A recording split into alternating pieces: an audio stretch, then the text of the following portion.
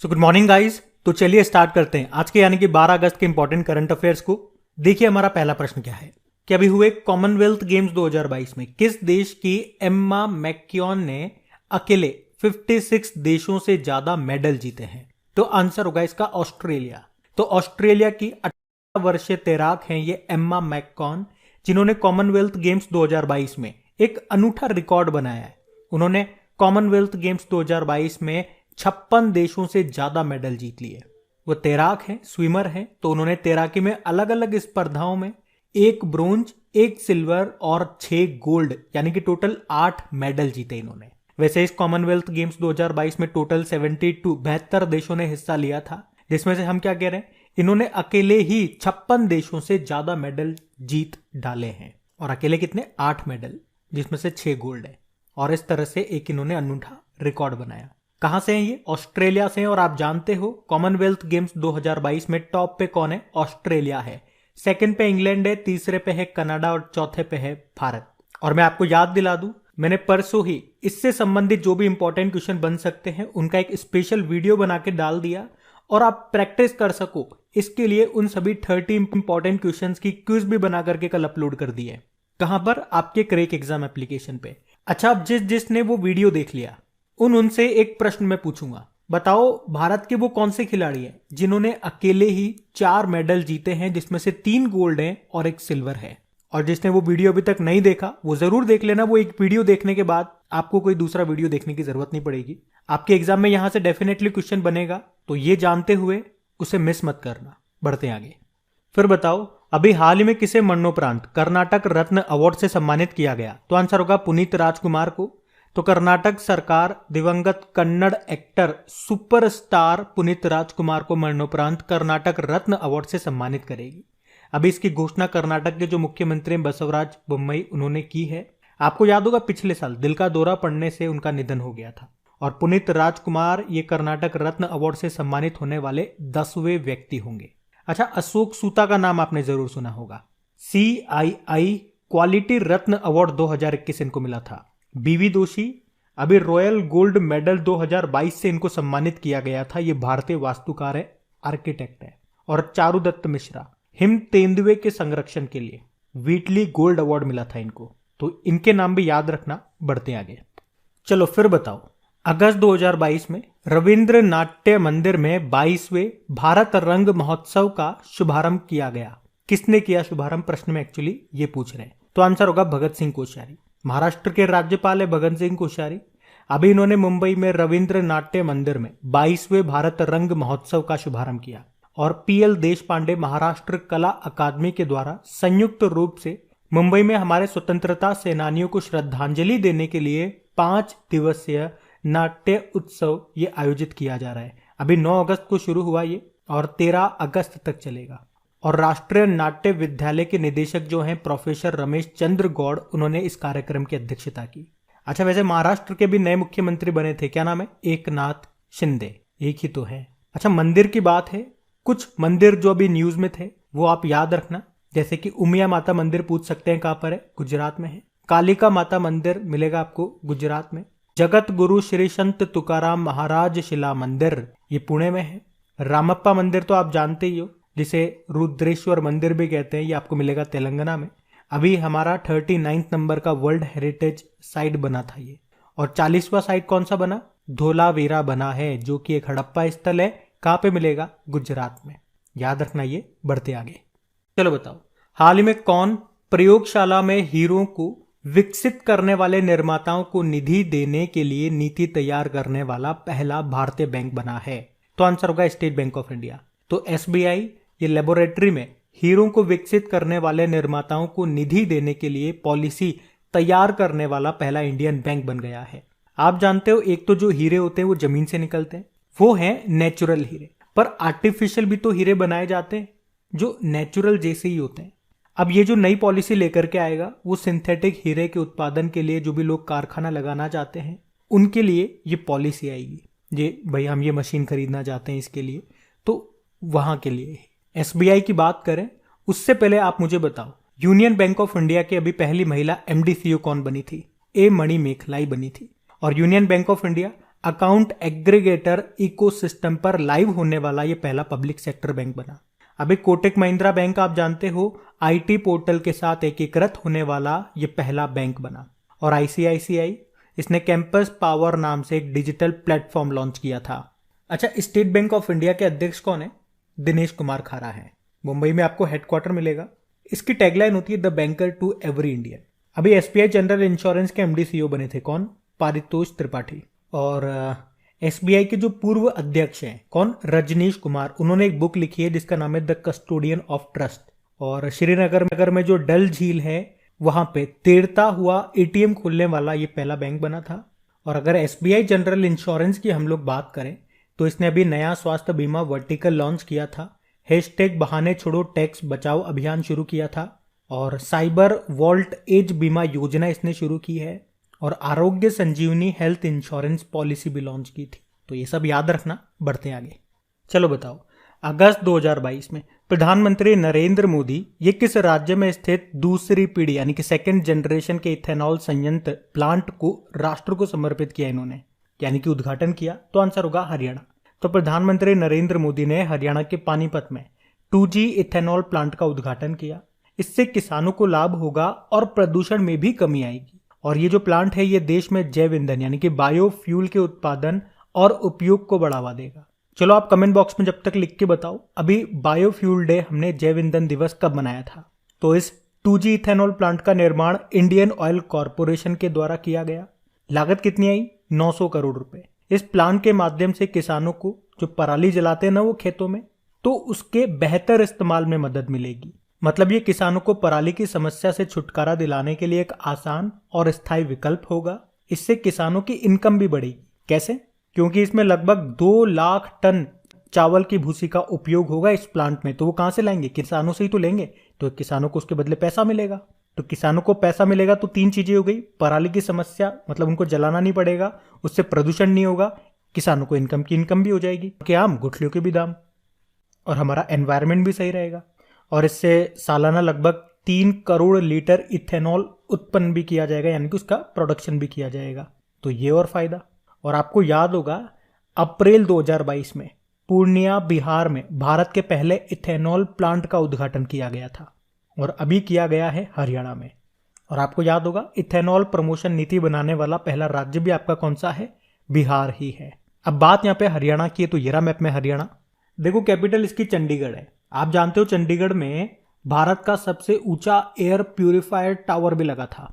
और चंडीगढ़ की ही है हरनाथ संधू, 70वीं मिस यूनिवर्स का खिताब जीता था इन्होंने। मुख्यमंत्री यहाँ के मनोहर लाल खट्टर है और गवर्नर कौन है? बंडारू दत्तात्रेय। अभी आपको याद है खेलो इंडिया यूथ गेम्स का चौथा संस्करण हुआ था। कहाँ पे? हरियाणा के पंचकुला में, जिसका शुभंकर था, मैस्कॉट था धाकड़। टॉप पे उसमें हरियाणा रहा। और हरियाणा के जो मुख्यमंत्री हैं मनोहर लाल खट्टर जी, उन्होंने एक बुक लॉन्च की है अभी, जिसका नाम है अष्टांग योग। इस बुक को किसने लिखा? डॉक्टर सोनू फोगाट ने। और हरियाणा की है अभिलाषा बराक। इनका नाम सुना है आपने? अभी आर्मी की एविएशन विंग में शामिल होने वाली पहली महिला अधिकारी बनी है। और जो अभी 12वीं राष्ट्रीय सब जूनियर महिला हॉकी चैंपियनशिप हुई थी ना इम्फाल मणिपुर में, उसको हरियाणा ने जीता था झारखंड को हरा करके। हरियाणा सरकार ने अभी चारा बिजाई योजना भी शुरू की थी। और vehicle movement tracking system mobile application को लॉन्च किया था, रेत व अन्य खनन सामग्री ले जाने वाले वाहनों को ट्रैक करने के लिए। अभी हरियाणा ने ई अधिगम योजना भी शुरू की थी, टैबलेट वितरित करने के लिए। आपको याद है अभी 35वां सूरजकुंड अंतरराष्ट्रीय शिल्प मेला 2022, इसका आयोजन हुआ था हरियाणा के फरीदाबाद में, जिसमें थीम स्टेट कौन सा था? जम्मू कश्मीर। और भागीदार देश था, पार्टनर कंट्री था उज्बेकिस्तान। हरियाणा ने ही अभी मातृशक्ति उद्यमिता योजना भी शुरू की। अच्छा बताओ, भारत का पहला वर्ल्ड सेंटर ये कहां पे स्थापित होगा? गुरुग्राम में। और गुरुग्राम से कुछ इंपॉर्टेंट पॉइंट्स आप याद रखो, जैसे कि इंटरनेशनल सोलर अलायंस का हेडक्वार्टर गुरुग्राम में। भारत का पहला ग्रेन एटीएम कहां पे स्थापित किया गया? गुरुग्राम में। उसके अलावा भारत का पहला मत्स्य पालन व्यवसाय इंक्यूबेटर ये भी गुरुग्राम में लॉन्च किया गया। गुरुग्राम की पहली महिला पुलिस आयुक्त कौन बनी? कला रामचंद्रन। और गुरुग्राम के लिए बेटी बचाओ बेटी पढ़ाओ का ब्रांड एम्बेसडर बनाया गया तनिष्का कोटिया को। ये शतरंज प्लेयर है। और आप जानते हो बेटी बचाओ बेटी पढ़ाओ अभियान, इसकी शुरुआत कहां से हुई थी? पानीपत हरियाणा से। पानीपत को याद रखना बुनकरों का शहर भी बोलते हैं। और वो योजना शुरू कब हुई थी? 22 जनवरी 2015 को। तो ये सब याद रखना आप। बढ़ते आगे। फिर बताइए, अभी हाल ही में विश्व आदिवासी दिवस कब मनाया गया? तो आंसर होगा 9 अगस्त को। तो विश्व आदिवासी दिवस यानी कि international day of the world indigenous people, तो हर साल 9 अगस्त को जागरूकता बढ़ाने और दुनिया की स्वदेशी आबादी के अधिकारों की रक्षा के लिए इसे मनाया जाता है। थीम क्या है? The role of indigenous women in the preservation and transmission of traditional knowledge. Theme वगैरह आपको याद नहीं रखनी है, लेकिन ये दिन याद रखना आप। चलो आप मुझे बताओ, कौन सा राज्य भारत की पहली आदिवासी स्वास्थ्य वेधशाला बनाएगा? तो इसका उत्तर होगा उड़ीसा। और आपको याद होगा, उड़ीसा के पहले आदिवासी मुख्यमंत्री का भी अभी निधन हो गया था। उनका नाम है हेमानंद बिस्वाल। और अभी हमारी पहली आदिवासी और दूसरी महिला प्रेसिडेंट कौन बनी है? द्रौपदी मुर्मू। कौन से नंबर की याद रखना? 15वें नंबर की। वाइस प्रेसिडेंट अभी 14 नंबर के बने हैं जगदीप धनखड़। और हमारे नए चीफ जस्टिस ऑफ इंडिया कौन बने? यूयू ललित, 49 नंबर के। चलो आप मुझे बताओ, अभी किस रेलवे स्टेशन का नाम ट्राइबल आइकॉन तात्या भील के नाम पे रखा गया था? इंदौर के पाताल पानी रेलवे स्टेशन का नाम। और ट्राइफेड आदि महोत्सव का ब्रांड एम्बेसडर किसे बनाया गया था? हमारी बॉक्सर MC मैरी कॉम को। अब देखो इंपॉर्टेंट डे वाला क्वेश्चन है।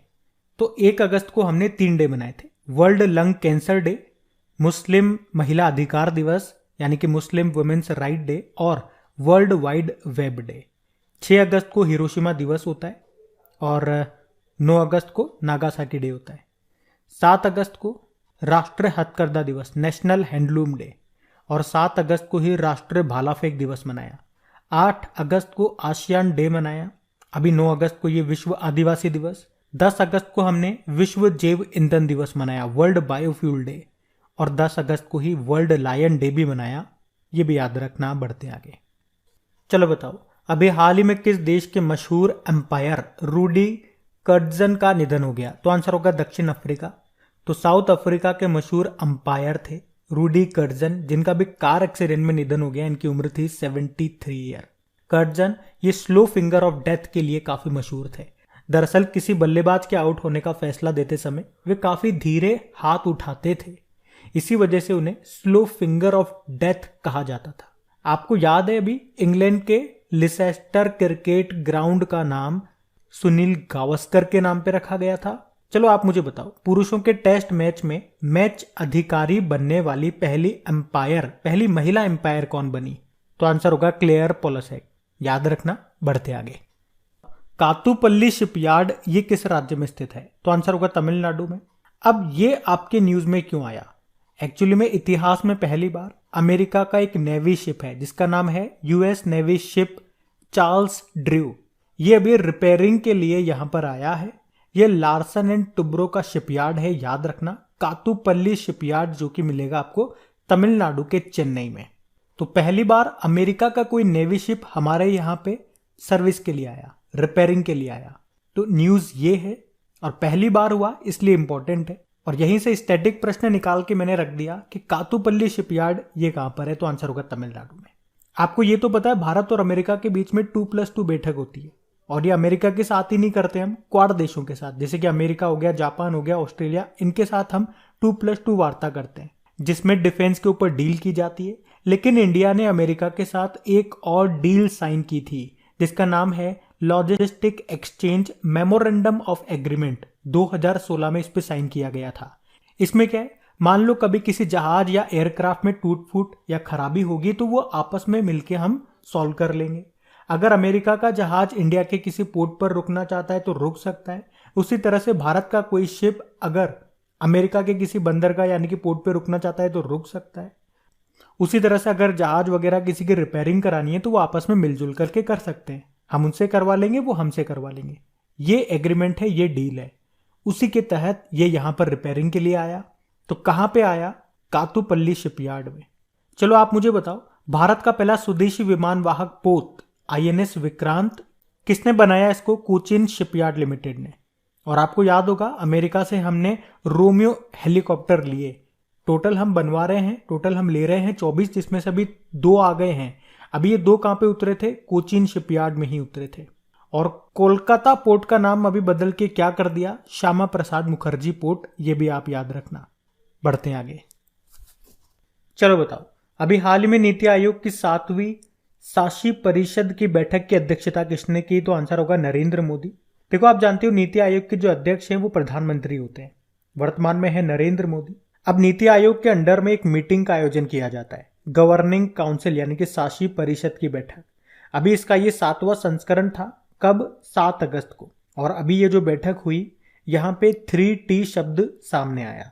3T का मतलब आपके एग्जाम में पूछा जा सकता है, ट्रेड, टूरिज्म और टेक्नोलॉजी। इसी के ऊपर यहाँ पे चर्चा हुई थी जिसकी अध्यक्षता प्रधानमंत्री जी ने की। इसी तरह से आपको याद होगा अभी जीएसटी काउंसिल की 47वें नंबर की बैठक हुई थी, कहाँ पे। देखो ये क्वेश्चन मैं आपसे क्यों पूछ रहा हूँ, क्योंकि काफी टाइम हमने इस पे चर्चा भी की थी कि ये वाली बैठक होनी है कहाँ पे, श्रीनगर में। लेकिन लास्ट टाइम में ये वेन्यू चेंज हो गया इसका, और फिर ये बैठक हुई चंडीगढ़ में। ये मैं आपको इसीलिए बता रहा हूँ क्योंकि आपको हो सकता है ये याद हो, ये श्रीनगर में होनी थी, एग्जाम में आ जाए तो आपके माइंड में रहे श्रीनगर में हुई थी ये तो। लेकिन याद रखना श्रीनगर में फिर कैंसिल हो गई थी और कहाँ पे हुई थी, चंडीगढ़ में हुई थी। आपको याद है योजना आयोग की जगह पे लाया गया था नीति आयोग को 2015 में, यानी कि इसकी स्थापना होती है 1 जनवरी 2015 को। फुल फॉर्म क्या होती है, national institute for transforming India. अध्यक्ष प्रधानमंत्री होते नरेंद्र मोदी हैं। अभी उपाध्यक्ष नए बन गए, क्या नाम है, डॉक्टर सुमन के बेरी। और इसके पहले उपाध्यक्ष कौन थे, अरविंद पनगड़िया। नए सीईओ बन गए परमेश्वरन अय्यर। किन की जगह आए ये, अमिताभ कांत की जगह। और आप जानते हो अभी G20 का शेरपा बनाया गया है पीयूष गोयल की जगह, किसे, अमिताभ कांत को ही। वैसे नीति आयोग के पहले सीईओ कौन है, सिंधु खुल्लर थे। आप जानते हो नीति आयोग ने अभी state energy and climate index, राज्य ऊर्जा और जलवायु सूचकांक जारी किया था, जिसमें बड़े राज्यों में गुजरात टॉप पे, छोटे राज्यों में गोवा टॉप पे और यूनियन टेरिटरीज में चंडीगढ़ टॉप पे रहा। नीति आयोग ने इंडिया इनोवेशन इंडेक्स 2021 को भी जारी किया था, जिसमें बड़े राज्यों में कर्नाटक टॉप पे था, छोटे में मणिपुर और यूटी में चंडीगढ़।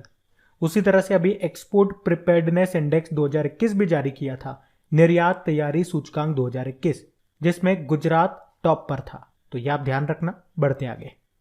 चलो बताओ, अगस्त 2022 में चुनाव आयोग ये किस शहर में एशियाई क्षेत्रीय मंच की एक आभासी बैठक की मेजबानी करेगा, तो आंसर होगा नई दिल्ली में। तो चुनाव आयोग ये 11 अगस्त 2022 को नई दिल्ली में एशियाई क्षेत्रीय मंच की एक आभासी बैठक यानी कि वर्चुअल बैठक की मेजबानी करेगा। इसका थीम क्या है, चुनावों को समावेशी, सुगम और सहभागी बनाना।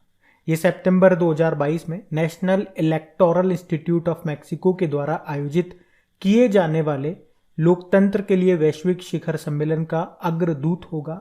इसकी अध्यक्षता हमारे मुख्य चुनाव आयुक्त राजीव कुमार करेंगे। तो अब बात करेंगे कल के वीडियो में पूछे गए प्रश्न के उत्तर की। तो कल के वीडियो में आपसे क्या पूछा था, 12वां डिफेंस एक्सपो अभी अक्टूबर में होगा, कहां पे, तो आंसर होगा गुजरात के गांधीनगर में। आप सभी ने प्रश्न का बिल्कुल सही उत्तर दिया है। और एक बार फिर याद दिला दूं, अगर वो वीडियो आपने नहीं देखा तो देख लीजिएगा। सारे इंपॉर्टेंट क्वेश्चंस आपको एक ही जगह पे मिल जाएंगे एक साथ, ताकि आपको याद रखने में आसानी हो। सभी सिलेक्टेड क्वेश्चंस लिए हुए हैं ताकि आपके एग्जाम में यहां से जो प्रश्न बनेगा वो आपका गलत ना हो। और इन सभी क्वेश्चंस का भी क्विज बना करके अपलोड कर दिया आपकी करियर एग्जाम एप्लीकेशन पे, पीडीएफ भी आपको मिल जाएगी। अब ये रहा आज का आपका होमवर्क प्रश्न।